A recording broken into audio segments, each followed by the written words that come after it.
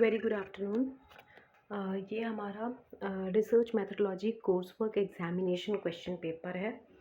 So first question is, how do we analyse data collected through pilot study? Right step wise procedure of data analysis for pilot data. Also explain data cleaning. Second part है one way analysis output is presented below. EQ has been classified as low, medium, high and ES as dependent variable. ES को हम examination score मान सकते हैं, तो ये हमारा dependent variable है. ठीक, तो हमें एनोवा टेबल दी हुई है जिसमें कुछ वैल्यूज़ मिसिंग हैं, उनको हमें फिलअप करना है by calculation. So between groups दिया हुआ है, विद इन ग्रुप्स दिया हुआ है एंड टोटल दिया हुआ है. इस साइड में sum of squares, degree of freedom, mean square, frequency and significance value. Next multiple comparison दिया हुआ है डिपेंडेंट वेरिएबल ES में एंड HST में, और ये कुछ वैल्यूज़ दी हुई हैं. फर्स्ट पार्ट बोला हुआ है हमें कि complete the table, compute eta square and third part is interpret the result of ANOVA table and post hoc test. सबसे पहले हम ये जो प्रैक्टिकल क्वेश्चन है उसको करते हैं, then we will discuss the theoretical part. So first complete the ANOVA table. तो sum of squares between, इसकी शॉर्ट फॉर्म है SSB, जो यहाँ इस क्वेश्चन में लिखा हुआ है. यहाँ बिटवीन ग्रुप्स को हम बोलते हैं सम ऑफ स्क्वायर्स बिटवीन SSB, जो कि हमें 1968.237 वैल्यू दी हुई है और डिग्री ऑफ फ्रीडम बिटवीन वाले की 2 दी हुई है. जो हम SSB बिटवीन वाली लेंगे वही हम डिग्री ऑफ फ्रीडम बिटवीन वाली लेंगे, यानी कि 2. फिर सम ऑफ स्क्वायर विद इन वाली वैल्यू में हमें गैप दिया हुआ है क्वेश्चन में जाएँ तो, लेकिन टोटल गिवन है, तो टोटल वाली वैल्यू को यूज़ करके हम डिवाइडेड बाय 47 करेंगे, जो कि degree of freedom within है.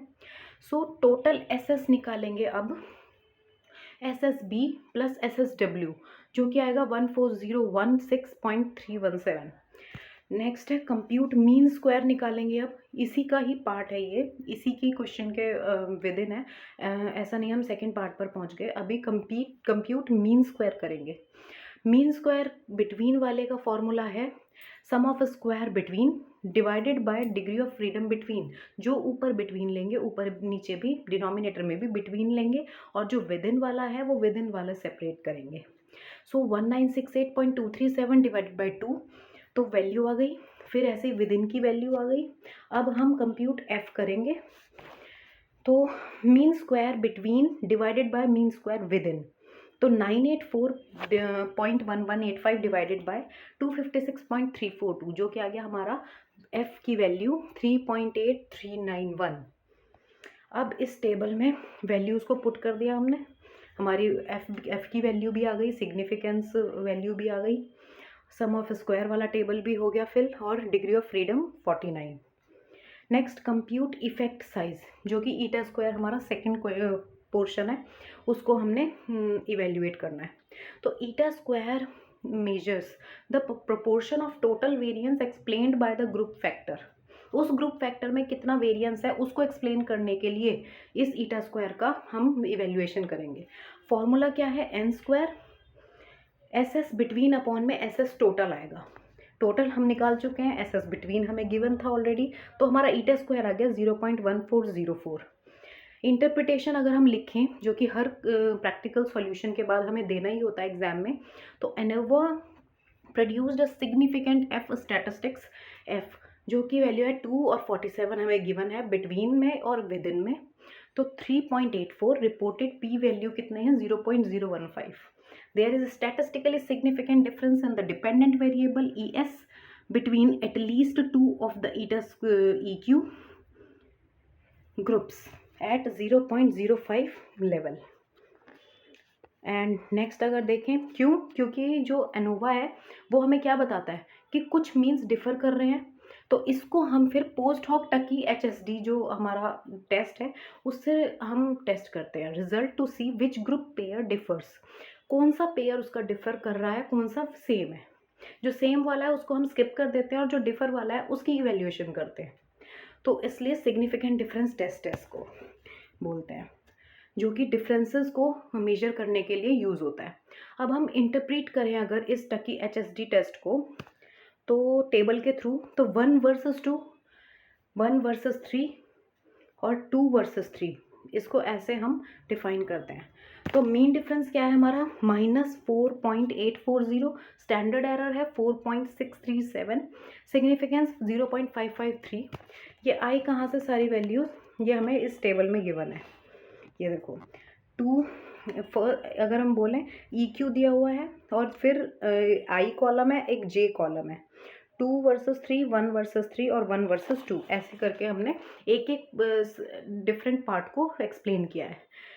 तो स्टैंडर्ड एरर 4.637, सिग्निफिकेंस लेवल 0.553, वही जो हमने लिखा है उसी को ही बस एक्सप्लेन, जो टेबल में गिवन है उसी को बस हमने इलेबोरेट किया है। Mean difference -4.840। सिमिलरली अभी हम 1 वर्सेस 2 कर रहे हैं, यानी कि हमारा थर्ड कॉलम चल रहा है, ठीक है।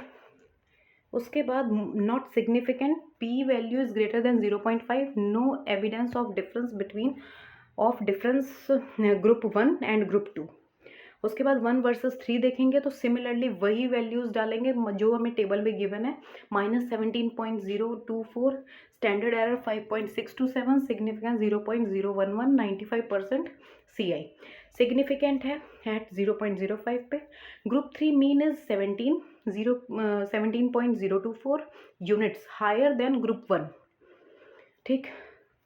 क्यों, क्योंकि 1 वर्सेस 3 वाले में 17.024 आया था ना हमारा, बट माइनस का, तो इसलिए वो प्लस वाला 17.024 हमारा हायर है देन ग्रुप 1।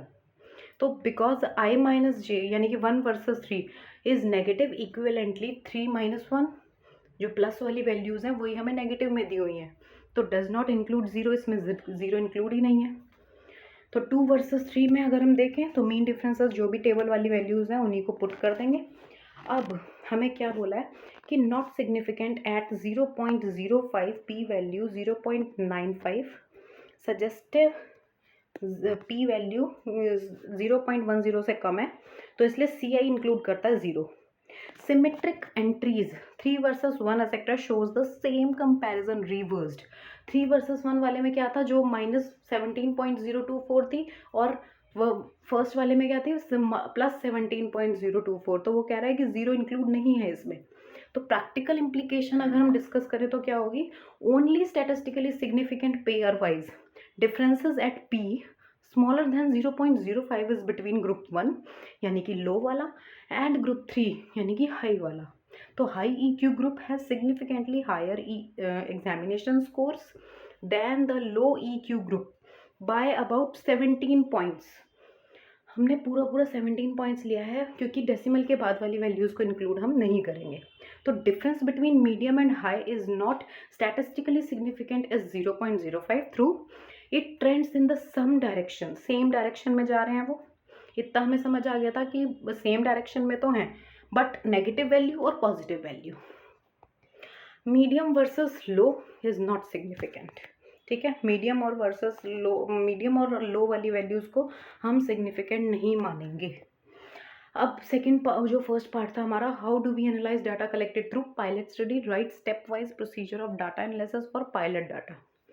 तो पायलट स्टडी एक स्मॉल स्केल प्रिलिमिनरी स्टडी होती है जो हम मेन रिसर्च से पहले हम कंडक्ट करते हैं, एक स्मॉल स्केल पर या फिर छोटे लेवल पर। ये हमें क्या हेल्प करता है, feasibility, reliability, validity and clarity of the research tools like questionnaires और इंटरव्यू शेड्यूल्स। अब हम अगर बात करें step wise procedure for data analysis of pilot data की, तो फर्स्ट हमारा स्टेप होता है data collection and entry. Entry तभी करेंगे जब डाटा हमारी कलेक्ट हो चुकी होगी। तो gather pilot data using the plan research instruments यानी कि questionnaires, interviews, schedules etcetera. Next अब हमारा काम आया कि एंटर करेंगे data carefully into a statistical software, SPSS, Excel, R etcetera to avoid entry errors. Step 2 है डाटा स्क्रीनिंग और editing. Check the data set for missing values, incomplete responses और logical errors. इन सब में अगर कुछ भी इनमें से कुछ भी होता है तो हम उसको पहले क्या करते हैं, रिमूव करते हैं, स्क्रीन करते हैं। जो हमारी कंप्लीट डाटा है, जो हमारे मिसिंग वैल्यूज़ नहीं है और जो हमारे लॉजिकल एरर्स नहीं है। उनको हम सारा एक सेपरेट शीट पर डालेंगे और जो ये सब है उनको हम सेपरेट करेंगे। अगर ये कुछ ठीक मॉडिफाई हो सकते हैं तो हम करके उनको ऐड ऑन कर देंगे, otherwise they will be remove as outliers. Okay, remove और correct response that are inconsistent और इररेलेवेंट, उनको हम रिमूव कर देंगे। स्टेप 3 होगा हमारा डाटा क्लीनिंग। इसमें हम डिटेक्ट करेंगे, हैंडल करेंगे आउटलायर्स, डुप्लीकेट्स और इनएक्यूरेट एंट्रीज को। Next part is handle missing data. कोई भी हमारा मिसिंग डाटा होगा, अगर हमने इम्प्यूटेशन को या मीन सब्सटीट्यूशन से या केस डिलीशन से, इन सब से अगर हमने यूज़ करके अपने डाटा को ठीक करने की कोशिश की है और वो ठीक हो जाता है, तो डाटा क्लीनिंग स्टेप के थ्रू हम उसको दोबारा से मॉडिफाई करके अपने करेक्ट डाटा में ऐड ऑन कर लेंगे। Next part is ensure variable names and scales are coded properly for further analysis. Step 4 is reliability testing. Access the internal consistency of the scales using Cronbach alpha. Cronbach alpha हमारा acceptable reliability तभी माना जाता है जब हमेशा हमारे alpha की value 0.7 से बड़ी आएगी। वैसे अच्छा ये माना जाता है गुड इंडिकेटर जब वो 0.8 क्रॉस कर देता है। Modify or delete unreliable items or statements. Next step is step 5, validity testing. Conduct content and construct validity checks. Use factor analysis यानी कि exploratory to check how well items load on expected dimensions. Step 6, descriptive analysis. इसमें हम अपने जो frequency distributions होती हैं, standard deviation होते हैं, मीन मीडियन मोड, ये सब कैलकुलेट करते हैं और ये हमें समझाने में हेल्प भी करता है कि रिस्पोंडेंट्स कैसे हर एक क्वेश्चन को इंटरप्रेट कर रहे हैं। Step 7, refinement of research instruments. तो based on the results revise और improve the questionnaires, remove confusing और इररिलेवेंट आइटम्स, एडजस्ट वर्डिंग और रिकॉर्ड क्वेश्चंस। ये सारा हमारा जो स्टेप्स हैं, जब आप क्वेश्चनियर्स प्रिपेयर करोगे अपने रिसर्च, जो आपका कोर्स वर्क एग्जामिनेशन हो जाएगा, उसके बाद जब आप रिसर्च पेपर के अपने मिड में पहुंच जाओगे तो तब आपको समझ आएगा ये सारे स्टेप्स बिल्कुल हूबहू वही हैं जो आप अपनी पीएचडी में कर रहे होंगे। ठीक है। Step 8, finalisation. Prepare a revised version of the instrument for the main study using the findings and feedback from pilot analysis. अगर हम एक्सप्लेनेशन, जो कि हमारा सेकंड पार्ट का थोड़ा सब पार्ट दिया हुआ है, एक्सप्लेनेशन ऑफ डाटा क्लीनिंग। तो डाटा क्लीनिंग क्या होता है? इंश्योर करता है कि डाटा हमारा एक्यूरेट है, कंसिस्टेंट है और रेडी फॉर एनालिसिस है, बाय रिमूविंग मिसिंग और inconsistent entries, correcting data entry errors, handling outliers और impossible values, ensuring proper coding and labeling of variables, converting qualitative responses into numeric form if needed. अब इस सब का purpose क्या होता है? ताकि हमारे डाटा सेट की, हमारे जो हमने डाटा कलेक्शन किया है उसकी रिलायबिलिटी, वैलिडिटी, रिजल्ट से जो भी हमने हमारे आखिर में रिजल्ट आए हैं, reliability, validity bye eliminating errors and biases before statistical testing. अगर हम कोई भी टेस्ट उसमें अप्रूव कर देते हैं, जैसे कि एफ टेस्ट हो गया, टी टेस्ट हो गया, जेड टेस्ट हो गया, अनोवा टेस्ट हो गया, अगर हमने ये सब अप्रूव कर दिया और उसमें लगा दिया without cleaning the data set, without modifying the data set, तो उससे क्या होगा? हमारे जो भी रिजल्ट्स हम निकालेंगे वो उससे हमारे कोरिलेट नहीं करेगा, हमारी कोरिलेशन वैल्यू ख़राब हो जाएगी। जो हमारी केसर एंड मेयर्स टेस्ट है वो लगा के हमारी वो वैल्यू कम आएगी और जो भी हम डिस्क्रिप्टिव एनालिसिस यूज़ कर रहे होंगे वो भी ख़राब हो जाएगी। तो इसलिए डाटा क्लीनिंग करना बहुत ज़रूरी है। ये हमारा इस वाले क्वेश्चन का कोर्स वर्क का जो क्वेश्चन है ये कंप्लीट हो चुका है। फर्दर हम आगे और भी क्वेश्चंस को करेंगे, जैसे explain the aims and methods of phenomenological research, in what ways does phenomenology seek to capture the lived experience of individual, and how does the researcher's role influence the interpretation of phenomena in this approach। ये सारे questions भी हम discuss करेंगे।